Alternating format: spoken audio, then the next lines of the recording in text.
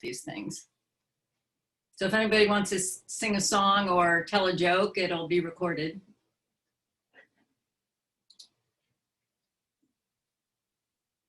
Yeah. I was just WhatsApping with my niece in Israel and telling her what my lecture is going to be today, what we were going to talk about. I sent her a PDF because what does detox mean?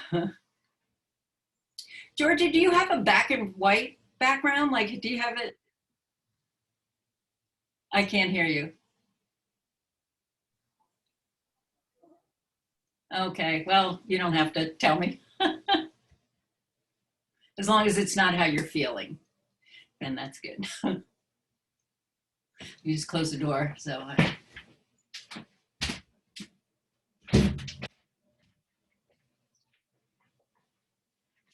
oh, stuck on mute.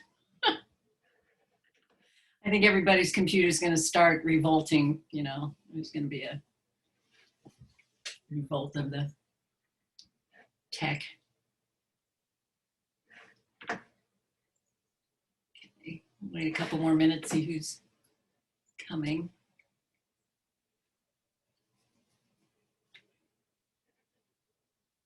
How's everybody doing this morning?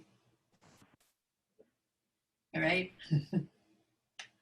Okay, well, then you know what? I'm going to get started. So let me just see what I have to share. Okay, so come on. Oops. Okay, so we're going to talk about the myth of detox today. But first we'll have current events, then we'll get into the topic. Afterwards, I'll discuss or start discussing or say something about the final, and I'll be posting your diet and wellness grades later today. So you have, starting tomorrow, a week from tomorrow, you know, we can certainly go over the papers if you want to get in touch with me if you have questions. Coming up, your weekly journals, and Monday, which is our last day, is Organic Healthier. Our final exam, which I had to look up today, is going to, whoops, my doors are opening, is December 2nd from 8 to 10. And I guess I'll just say a little bit right now, I'm going to use the same format that we did for the midterm. And what I thought I would do is have a Q&A from 9 to 10. Yeah. You have a question, Kat? Oh, it's Christy. Oh, Christy, sorry, I can't tell. I just saw the yeah, no, that's okay. Yeah. So how does it work for the final exam? Because since it's optional, like, would you be able to tell us like how much we need to get to, like, you know, is it work for us? So I'll talk about it right now for a second since I brought it up. So the exam, what I'm going to do by Monday, I guess, is make sure everything is posted.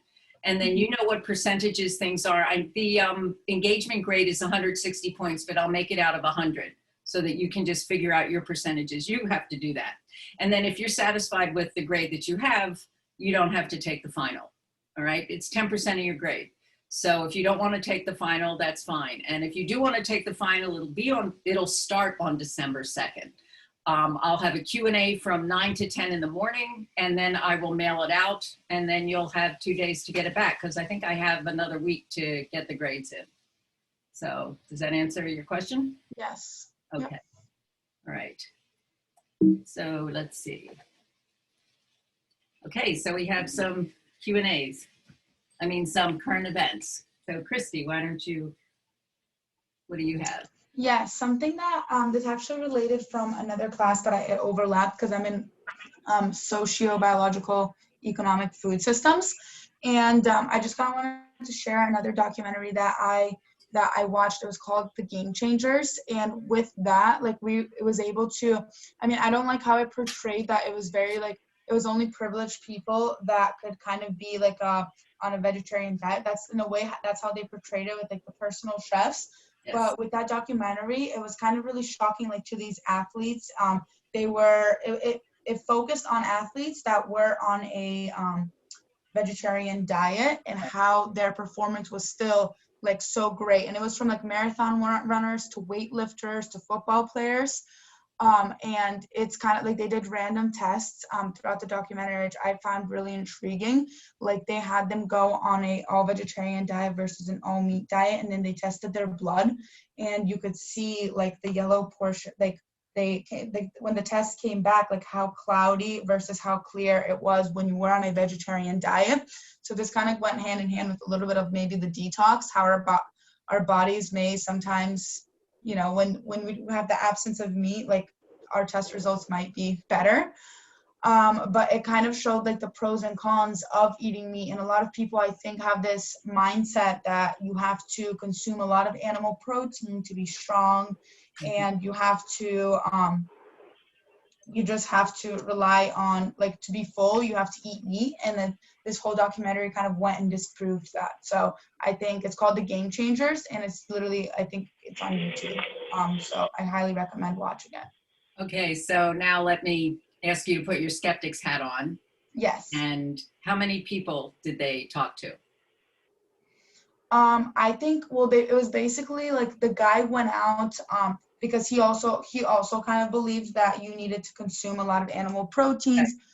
Okay. And so he went out and he said, let me find like the strongest, the fastest athletes that are on the vegetarian diet and interview them, like kind of get their personal stories. So I believe it was 6 or 7 athletes that they focused on specifically. And then it was one football team, but it was kind of like them interviewing them and how it completely, like, it cleared their mind and how it changed, like, but there was a lot more studies that were incorporated into the documentary that went above those 7 people's, like, so you need to know what those studies are, because you're talking about somebody who I'm familiar with this, and it's a shockumentary is what I call it. The science is not good. I mean, if you want to give up meat or stop eating meat, that's fine. You do not need to eat meat in order to get all your nutrients. There are some that in order to get protein, and we've talked about the ones that you're at risk for missing. But this is a person, and I don't know for sure, because I don't buy what he was doing, that he wasn't, you know, already deciding to give up animal products. Mm-hmm. Because it was just it was shocking, because a lot of people in my class, or like a few made comments how, like, the friends that they watched it with, like, were going to stop eating meat based on, like, what was said in that documentary. So it's, and you should never do that. Yeah. Don't change your lifestyle based on one thing. I mean, if you want to, that's fine. But if you want to make a critical evaluation of what you want to do, if it's going to have a big impact, then you should do the research. Let me be a contact person for you for those kinds of things. I mean, this is the same documentary, or shockumentary as I'm going to call it, that asked them to measure their penis length. Am I correct? I believe there was a part where, well, no, it was like a device put onto them, because a lot of, like, they were kind of trying to break myths, I guess, that men do not have erections or have less erections when they're plant-based. Right. And so with that exercise, they were kind of showing how that's not true. So that's what they were doing with that. Right. So that's real scientific. And of course, again, it's confirmation bias. If somebody wants to give up meat and think that it won't affect their ability to hold an erection, then they will use this to confirm it. I'm just saying that that this is not science-based. This is anecdotal-based. Now, you're saying that there were studies involved, but what does somebody call a study? Is it asking people? Is it looking at populations? Is it, a case study, or is it a double-blind placebo controlled? And the other thing that I did note was you said they showed a test tube that was all yellow, right? Yes. With high in fat. So how long after the person ate did they draw the blood? Because we talked about how you need to wait 12 hours in order for the chylomicrons to clear. Your chylomicrons are highest in fat. So if somebody just ate a high fat meal, whether it was vegetable fat or animal fat. Well, they were giving them the meal. So they were eating the exact same, burritos, except one of them had chicken versus one of them had beans. I understand, but my question is, how long after they ate did they draw the blood? That's all. Yeah. So if they did it right away, then it's not accurate. And if it was that cloudy 12 hours later, then they have a problem. Yeah. That's all. That's what I'm saying. So again, if you want to cut back on meat, if you want to eliminate meat, that's fine. And if you want to watch this documentary, that's fine. But just know that this person who did it had an agenda, Yeah. and he was confirming what his in other words, he had a conclusion, so he looked for the evidence to support his conclusion, even though he started out making you think that he never wanted to give up meat. Yeah, Because that's he a good didn't way to talk to put it. anybody who ate meat, right? It was all these athletes who were not eating meat. Yeah. Sorry, you just picked something to me for some reason. Thank you. Very good. Thanks, Christy. Okay. All right. Tyra, do you want to wait? Was that what you want to do? Or did you find something happen to crush your feet? No, I found something. Oh, see, we're ready. No, yeah. So I just read this article that was posted by the U.S. News, and it said multivitamin benefits are all in your head. And I feel like most of the articles we've been finding are like trying to sell a product or like promoting to take multivitamins. So they did a study, 21,000 people. They did a survey, and they said that 5,000 of those people regularly took multivitamins, and then 16,000 didn't. And they said the regular multivitamin users were significantly older and tended to have higher household incomes. And they were most likely to be women, college graduates, married, and have health insurance. So it's interesting to see like the demographics of like the people who do take supplements. But however, the results showed that like in no way discount the multivitamins, many benefits in combating insignificant nutrient levels and promoting optimum health, nor does it provide basis for consumers to reconsider their decision to take a multivitamin or to take one in the future. And then through that, like they showed that like 30% of those who did take the multivitamin showed that they self-reported better overall health, even though I feel like it's hard to tell like the direct effects. Right, it's very subjective how you feel, and unless they were taking a placebo. And right, so what do you think about that? I mean, I just think it's interesting how like income and like demographics can like play an effect on like whether or not you take supplements or vitamins. Yeah, I also think that it's a marker for a lifestyle, right? People, I mean, I have, well, anecdote alert. You know, I have these friends, they have a whole wall, like a shelf with all these different vitamins, yet their diets are terrific. Yeah. And do they credit their diet or do they credit the supplement? And their concern is if they stop taking the supplement. So sometimes I think it's a marker for a lifestyle or a demographic. I think that's a good point. Yeah. And at the bottom of the article, it kind of says that the people who didn't take it said that they like rather spend their money like on something else, like as like spending money on like on a gym membership or eating healthier. Or chocolate. Sorry. Again, bias alert. Okay. All right. Thank you. Meghna, what do you have? So my current event is about how too little vitamin D might raise the odds of the coronavirus infection. And a study was conducted at the University of Chicago Medicine, where a team tracked the coronavirus infections among 489 patients whose vitamin D levels were measured within a year before they were tested for COVID. While this study could not determine cause and effect, patients with an untreated vitamin D deficiency were nearly 2 times more likely to test positive than those with sufficient vitamin D levels. So the analysis suggested that it may be true for the infection as well. And understanding whether treating vitamin D deficiency would be very important for people to know. So this was also very interesting for me, as I have a vitamin D deficiency, and I got stressed about this. And I was reading more about it because my sweetmate tested positive for COVID like 2.5 weeks ago. And she was in isolation. So yeah, this did stress me out. Okay, so vitamin D has kind of been the flavor of the month for months now. A friend of mine said October's been a long year. Vitamin D's been the flavor of the month for months. And you said it yourself, you know, they can't show cause and effect. Now, vitamin D supplements, as long as you're taking, I talked to your healthcare provider, like less than 1,000 to 2,000 units is supposed to be safe. The question is, what is the proposed mechanism? Right now, all they're seeing is an association. And were they looking at anything else between the people who got COVID and the folks that didn't?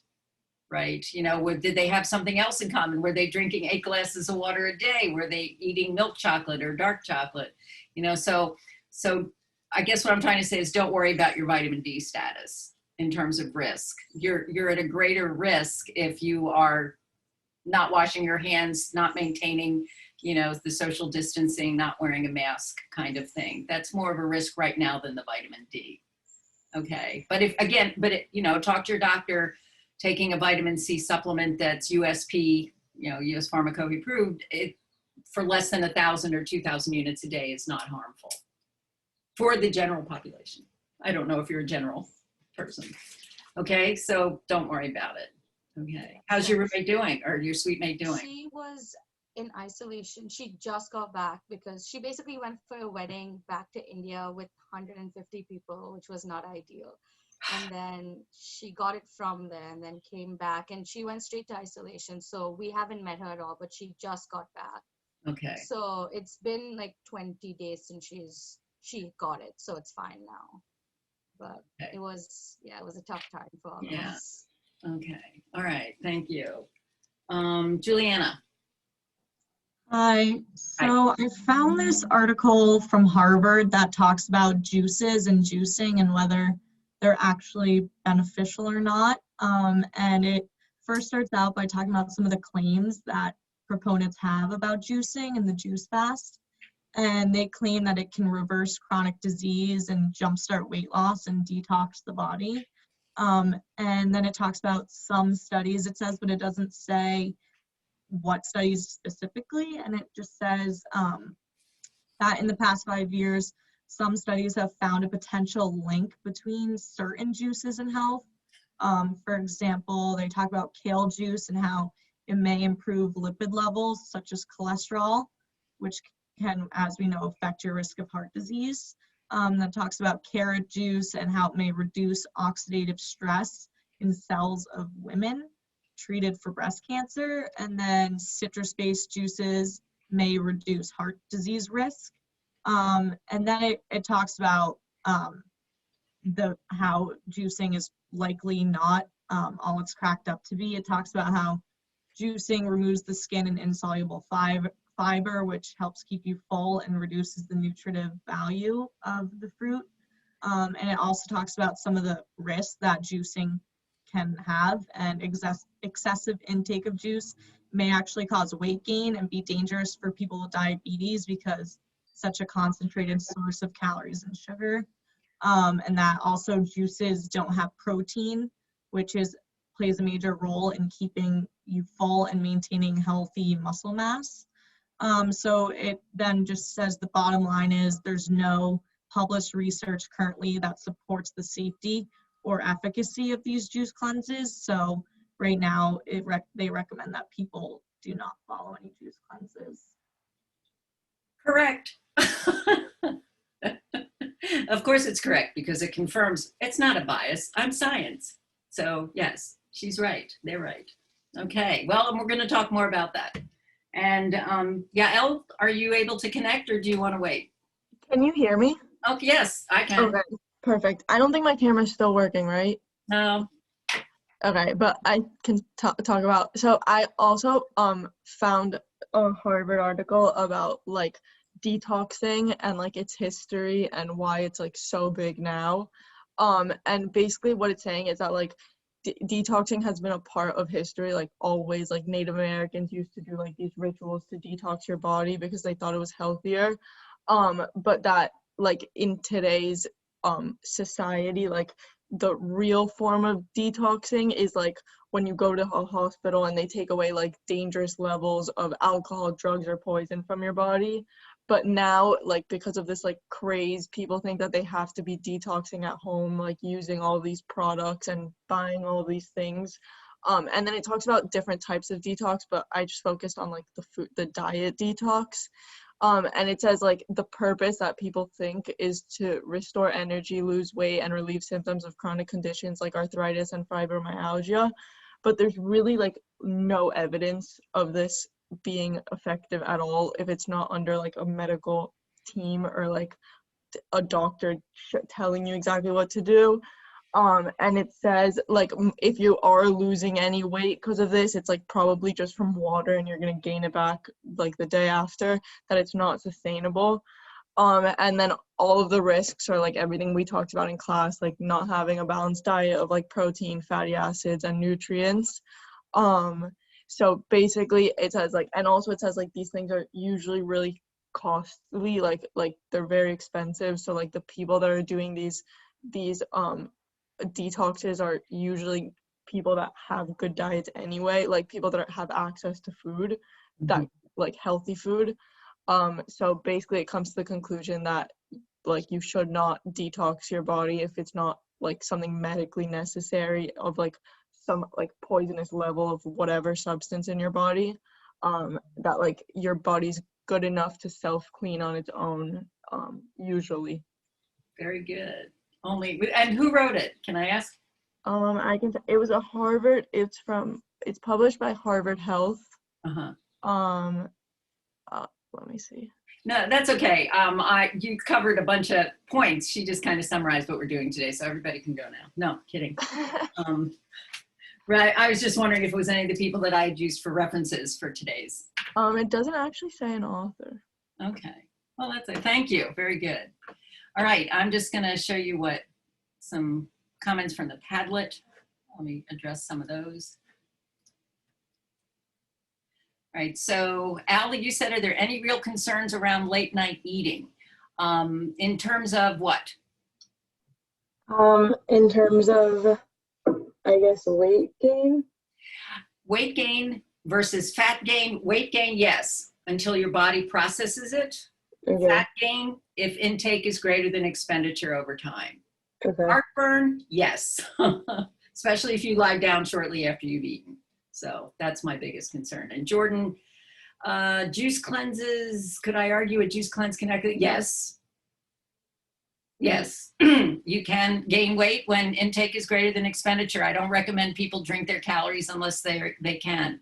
And the comment that I think Juliana made about diabetics, I had a diabetic once whose sugars were through the roof. I was at a community health screening, and she was like, well, all I had this morning was a smoothie. And I was, what was in the smoothie? Well, it had bananas and orange juice and all this carbohydrate. It was awful. You felt tired. Well, yes, I don't know if it was from the sugar crash or the fact that you had all that sugar in your stomach, and we digest carbohydrate with water, and so it pulls it into the gut and can make you feel lousy too. Okay. So this is what we're going to cover. Whoops. But what I want to do first is put you into breakout rooms for just about 5 minutes. I just want you to write down like 2 or 3 things that you've heard about cleanses and why people do them. And then what I'm going to do is go through our discussion. And then I want you to tell me if what you wrote down, what you still think about those things. All right. And I'm going to go get another cup of coffee. So I'm just going to break you into 5 groups. You don't have to write anything down. I'm just asking you to what you know about detoxes and cleanses and why people do them and what magic they're supposed to. Bias alert. All right, I'll see you in about 5 minutes.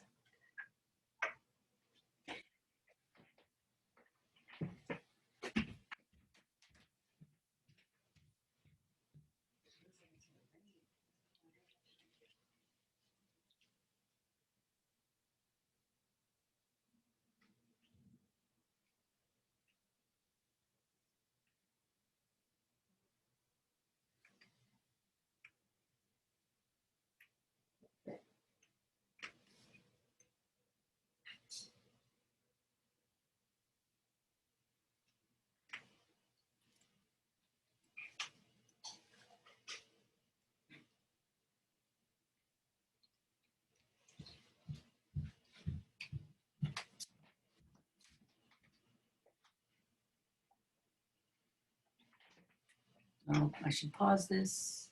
Like surrounded by that kind of stuff, but like we kind of started talking about different types of detoxes, and one that we mentioned was charcoal. So we were like, just like kind of interested in that because like there's supposedly some evidence that it might do something, but we're also like not sure how credible that is. Like we didn't look it up. But yeah, so we started talking about different types of detoxes and like how we felt And I know Jordan mentioned like she was on a juice detox once, and she felt like tired and like kind of achy throughout the day. Yeah, sometimes when you feel lousy after you do a detox, they're telling you that's your body getting rid of those toxins, and that's part of how you're supposed to feel, and that's crap. Definitely not. No. Oh, it was so bad. Yeah, and the charcoal thing, I think if you have been consuming heavy metals, I'm not sure how I would say that your instincts are good, that there's nothing to it. But let me go through what I have. And if you have any questions, I won't be able to see your hands. Wait a minute, let me get my laptop here. Or just, ask, feel free to just ask, come in with any questions or comments you might have. And then afterwards, what I want to do is hear if any of you learned anything from this. I will say this is pretty much cocktail chatter because I don't know how to test you on it, but I want you to have this information. So let me get started. Let's see if I can. All right. So I want to cover the myth of detox. And the thing is that people go into their pharmacies and they see medications. When you go to a pharmacy to pick up a prescription, and you will also see on the shelves these products. And so if your pharmacy sells it, then it must be good, right? Well, not so right. See, detox is a case of a legitimate medical term being turned into a marketing strategy designed to treat a non-existent condition. Detoxification is a real treatment, but it's for dangerous levels of drugs, alcohol, or poisons. These are medical procedures, something you need to do in a hospital or a doctor's office. And it's not something, real detox, not something that you do on your own. So I want to show you how to evaluate detoxes. And there are three concepts or three ideas that we're going to look at. One, what about the toxins? Two, whatever these toxins are, they're making me sick. And three, because of these toxins that are making me sick, I need to cleanse or detox or whatever to make myself better. All right, so we're going to look at each one of these because I want you to be smart consumers. I don't want you to be pseudoscience suckers. So the first one is, what about these toxins that our bodies are accumulating? We accumulate toxins we'll look at how. There's a reason we fall for these strategies because our brains are hardwired for rituals, for patterns. So this Dr. Alan Levinovitz, who I thought you might have been referencing in your article, Yael, he calls it, we're hardwired to believe in sympathetic magic. Purification rituals are eons old, prior to Native Americans. I mean, it goes back into earliest reaches of recorded history.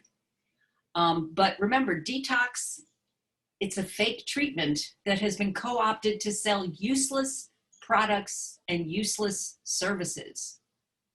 Remember, detox is a treatment, fake treatment for a fake disease. Real detoxification isn't something that you order from a menu at a juice bar or from products that you can assemble in your closet. Drugs are used for real detoxes. They're not ingredients found that you put into a smoothie. Using the word detox really minimizes the pain that folks who need to go into a hospital and detox have. So as I was saying, we're hardwired to believe in rituals. And detox was a ritual, a religious ritual. What's being promoted today as detox is not that different from cleansing rituals, from purification rituals. But framing detox in religious terms, people don't always like that. I have here in a world that values science, and maybe that'll come back.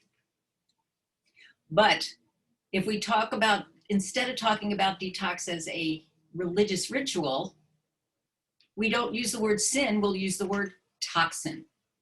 Instead of religious ritual, we'll use the phrase detox. And then it's okay, because it sounds like you're doing something scientific, that you're doing something that has a basis in science. Now, as these rituals kind of, they stopped looking at these as religious rituals. They became, in the, I guess, 18th, 19th century, they started talking about what was called auto intoxication. The idea being that if you cleansed your bowels, you could cure any illness. But that sort of got discarded by the early 1900s. And now our version of auto intoxication comes from what's going on in our environment. So things that cause us to become toxic: gluten, unless you have celiac disease, or what I'm starting to accept is gluten sensitivity, but anyway, salt, meat, pollution. I might go with that, but this is a toxin. It's a known toxin. It's a known carcinogen, but you know, we make allowances for it because, hey, we want to drink alcohol. Genetically modified organisms, which there aren't any, but genetically engineered food products, those make us toxic. And just words that we can't pronounce, those have to be toxic, right? The thing is, they sell detox kits and treatments, but they never name the toxin that they want to remove because they've never been shown to remove any toxins. But these toxins, which we can't name specifically, are making us sick. Again, this is marketing. But the thing is, what's making us sick, they're marketed with general symptoms: headache, fatigue, insomnia, hunger. And then they might be marketing them for specific conditions like cancer. If you have a chance, when you look at some of these symptoms down here, let's see, if I look at 7 signs of a toxic body, I got pretty much all of them. I should be running out for a detox right now. But instead, I'll have a cup of coffee. But what about all those, whoops, where are they? What about all those chemicals? Actually, I forgot to tell you, this was a presentation that I did as a seminar for Harvard Pilgrim Healthcare as a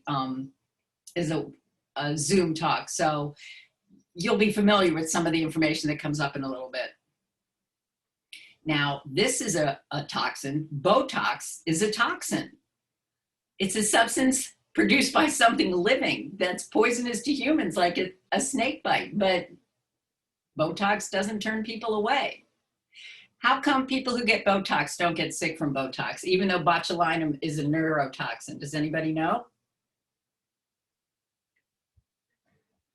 Any suggestions? You do know, actually, but you'll, yeah, what were you going to say, Jess? So I'm kind of taking a guess here, but isn't it because like it's administered in like too small of quantities to actually be dangerous? That's right. That's right. Let's see if I can go back. Here's some chemicals.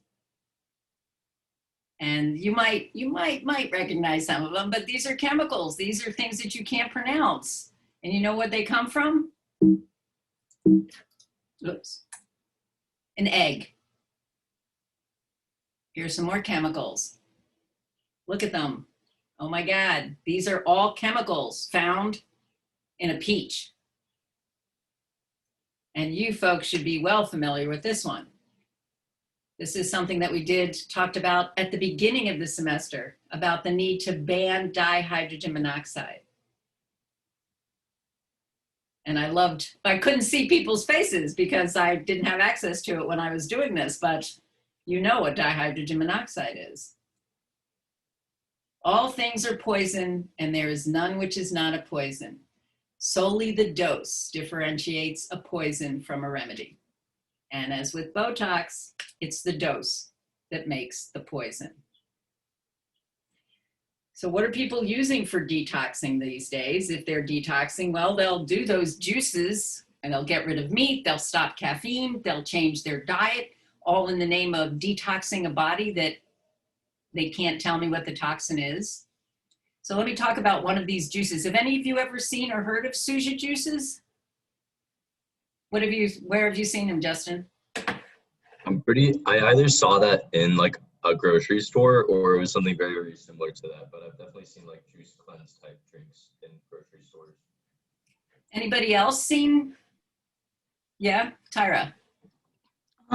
Someone I went to high school with in San Diego, I think their family founded Suja, so they used to be like inner vending machines. Okay. Well, this is a green juice because green, I guess, is cleansing. I'm not, it's not because foods aren't cleansing, but it's marketed. It's something that's sold, as a cleanse, but it's mostly, if you look at the ingredients, and I refuse to go out and buy these products, but I did look at a food label. A 16-ounce bottle is 42 grams of sugar. That's over 10 teaspoons. And I think, was it Juliana, was that you were talking about juices? No iron, no B vitamins, no minimal protein. And it's $7 to $9 a bottle. When you buy one of these, what you're getting is juice. And actually more like a juice drink. Hello. So green juices won't purify you. Sugar water is not a magic key to weight loss and well-being. These cold-pressed organic products make vague promises about making you feel less gross, but they're expensive. A 3-day Suja, I can't even pronounce it, is $110. You can get a lot of fruits and vegetables for $110. And this cleanse doesn't even tell us what the toxin is that they're detoxing you from. And they don't tell you what toxins are causing what symptoms and how these toxins cause disease. To show that even a single chemical can cause a disease requires a lot of research. We talked about the gauntlet at the beginning of the semester, how long it takes to study something, and people are selling detoxes based on epiphanies, what I call personal epiphanies. It worked for me. I'm sorry, it keeps opening, the wind keeps opening it, which is toxic to my relationship. So they never tell us what the toxin is, and they don't tell us what the disease is that's being caused by the toxin. But we need to cleanse ourselves. This is the third factor.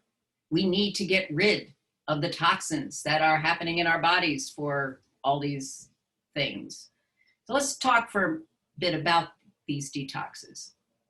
I went to a site called PubMed to look for even any studies on detox kits. And there was no credible evidence that shows that detox kits do anything at all. They haven't been shown to remove toxins or offer any health benefit. Now, can detoxing be harmful?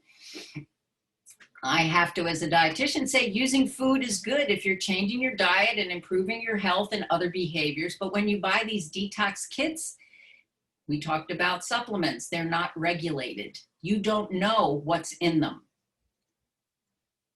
Here's one.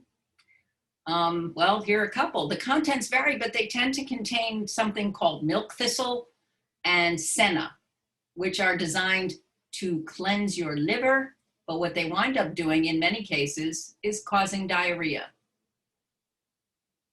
Now, a one-day fast, right? Because people, I know, people want to lose weight for whatever. They had a weekend or a week or whatever they had, and they want to cleanse whatever they think is wrong with them. And using herbs and fiber is probably not going to harm you for one day, but it can be expensive. Again, it's likely to be harmless, but prolonged fasting can be fatal. And when you are buying these products that are being sold as supplements, as I keep saying, what's on the label isn't necessarily what's in the product, and that can be dangerous. And then you have naturopaths that try to sell you chelation therapy. Has anybody ever heard of chelation therapy? Well, chelation therapy is used. When I first moved up here, there was a concern that we have lead testing for the paint in our house because kids would eat leaded paint and they would get heavy metal buildup in their body. And chelation is supposed to help remove heavy metals, done in a hospital under medical supervision, because it can cause electrolyte imbalances and organ damage. But the thing is that these naturopaths will tell you that we can do a gentle, natural chelation therapy to balance your body. You may feel nausea and experience nausea and diarrhea, but these are what they call cleansing reactions because the toxins are leaving your body. Well, these symptoms are also seen in hospital patients who, after they've been fed intravenously through a needle for a long time, are trying to eat food again and their body is reacting. Folks that go through these kinds of things, it's like a long-term fast. They lose weight. They do lose some fat, but that's water loss and muscle loss. Don't get taken in by natural, by holistic, by organic. Oops, come on. Again, detox kits and treatments never name the toxins they remove because they've never been shown to remove any toxins. What's the toxin? What's the disease?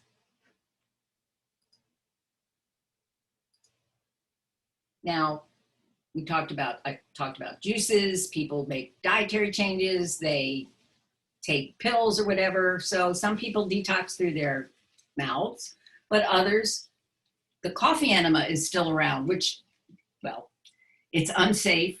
You should avoid it. It can cause a condition called septicemia, which is bacteria in your bloodstream. You can perforate your rectum. It can cause death.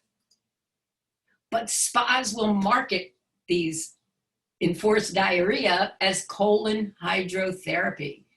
And they show you these pictures where on the left we see a colon or a large intestine that's packed. And they'll tell you that it's packed with toxins. It's packed with fecal material. But before the hydrotherapy, it looks like that. And then after somebody pumps you with 60 liters of water, you're cleansed. Well, not so much. Really, you're just forcibly giving yourself diarrhea, or you're paying for the privilege of somebody else giving you diarrhea. I did find this article in a family practice journal on the dangers of colon cleansing.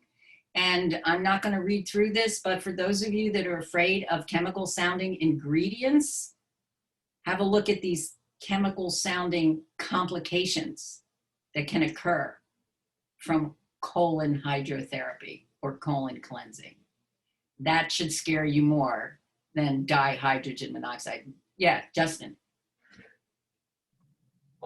Could you mention acute water intoxication? Like that one sounds like the weirdest to me. Like acute water intoxication is one of the dangers. Well, what do you recall when we talked about water intoxication or hyponatremia? Yeah, but like how is that? I don't know, that's like scary. Never mind. Yeah.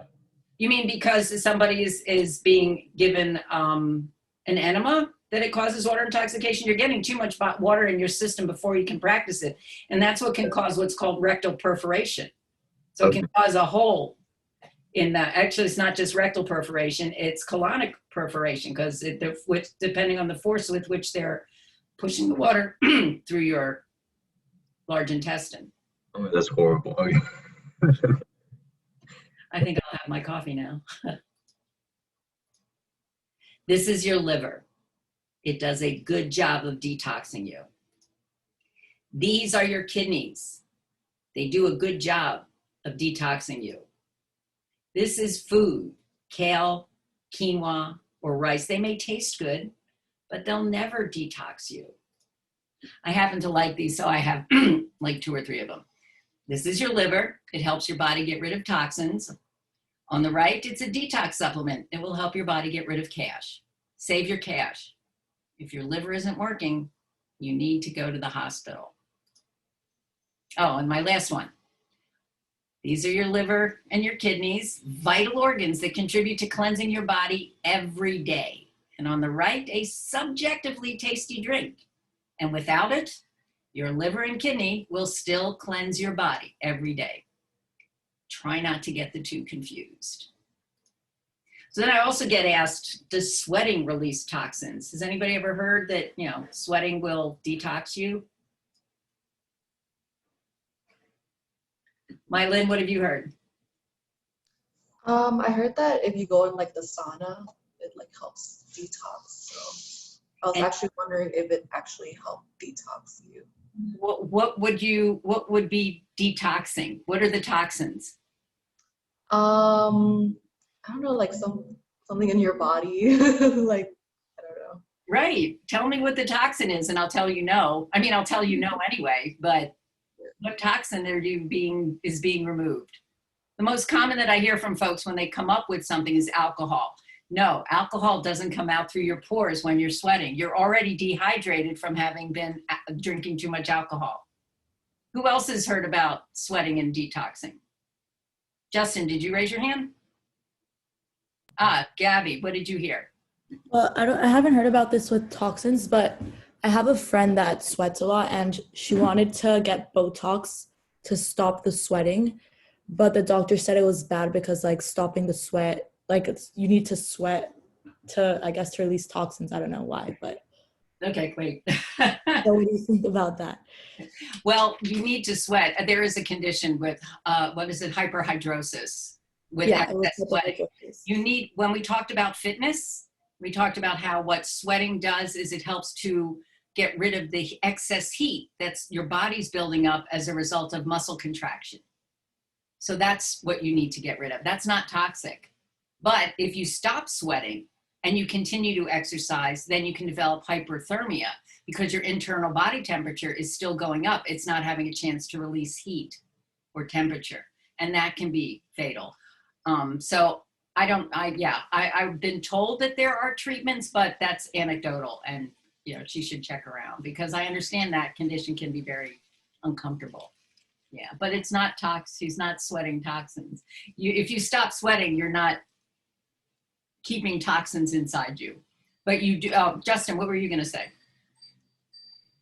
I was gonna say, I've seen these products before that are like really tight plastic suits that are specifically meant to detox you by making you sweat a lot. Yeah, and wrestling people wear them to make weight. You're losing weight, you're not losing fat, and you're becoming dehydrated and you're throwing off your fluid and electrolyte balance. That's gonna make you toxic. That's gonna make you sick. That's creating the condition that they're saying they're trying to treat. Has anybody else ever heard anything about detoxing or sweating? So the answer is no, absolutely not. Let's see if I had anything else on the slide. Wait a second. Oops. Yeah, no. So what did we learn? Well, the first was that our bodies are accumulating toxins. No. These toxins are making us sick? No. We need to detox to remove these toxins. Again? No. So how do you detox? How does one stay healthy when your life is running ragged and you're learning from home and there's a global pandemic and? Try to eat a balanced diet. Try to have regular activity. Make sure your vaccinations are up to date. Get your physical. It's still good advice. And please don't spend $9 on juice. Questions about detoxing? All right, so now I want to hear from you let me hear what you talked about in your groups and what you may have gotten from what I just went over. Justin. So I was never like a big fan of detoxes, but I was really interested in like what you discussed in class. So like if you are looking at something that claims to be a detox, like specifically check for like what it claims to be detoxing. Because I feel like that's a really good way to kind of just like tell like easily if something's like fake or not. Even though like low-key, like all detoxes are like kind of fake, it seems like, but that was just an interesting point you made. And let me know if anybody ever gives you specific toxins that they're removing and what disease they're treating by detoxing. What else did you talk about in your, Gabby? So my group talked about how people use detoxing to like jumpstart their diet to like kind of just lose the initial weight and then go from there. And does that make a difference? Do you think that that's something that, can we not use the word detox? Like at the beginning of I've asked you not to use the word cheat days, to use the word treat. You're not detoxing. What you're doing is, well, back in the days when I was interested in losing weight, it was, Weight Watchers had their quick start weight loss program where you had a really low calorie diet so that you lost weight quickly. Of course, I now know that that quick weight loss included water weight and possibly some muscle mass. It wasn't all fat. So that jump start is more of a psychological benefit, but it's not removing any toxins. So if we could change the name from detox. Anybody else? Scarlett, what did you talk about with your folks? A lot of it was already said. I've seen a lot on detoxes for like your gut health. I feel like an ad that always comes up on my Instagram is for this company called it's like Teamy or something. And it's like detoxes. Yeah, and I've never done it, but it like always comes up for me. But it's always saying like clean out like your colon or promote like gut health, things like that, which obviously isn't true, but I see it a lot. Right, and it's there because people are buying it. And you folks, I dub thee nutrition ambassadors. Go forth into the world and spread the science. Detox is a myth. Sarah, what was in your group? What did you all talk about? My group, we kind of just continued to talk about cleansers. I said that I did try to do a juice cleanse once, and I was just left really hungry. I didn't feel healthier, I just felt hungry. And why did you decide to do it? I don't know, I just thought I'd just fun. So I did like a 1-day one, but it didn't last long. Uh-huh. Well, it's kind of, if everybody's doing it, you know, what's the harm? Kevin, what do you know about detoxes?